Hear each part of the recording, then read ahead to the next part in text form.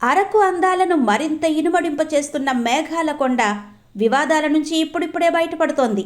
ఈ కొండ ఫారెస్ట్కు చెందుతుందా, రెవెన్యూకు చెందుతుందా అన్న వివాదం ఒకటైతే, ఎకో టూరిజం మీద వచ్చే ఆదాయంలో 80% గ్రామానికే ఇవ్వాలన్నది మరో వివాదం.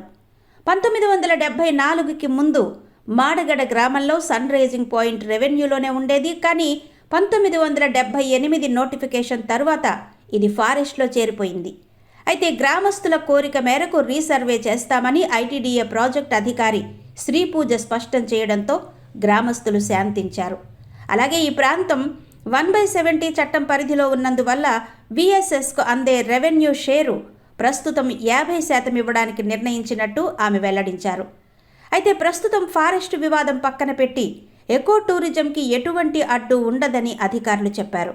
మేఘాల కొండను దర్శించడానికి వేల సంఖ్యలో టూరిస్టులు వెళుతున్నారు. దివి నుండి భువికి వచ్చే మేఘాలను చూసి పర్యాటకులు మైమరచిపోయి స్వర్గలోకంలో ఉన్నట్టే అందాలను ఆస్వాదిస్తారు. ఇది మేఘాల కొండ గొప్పదనం.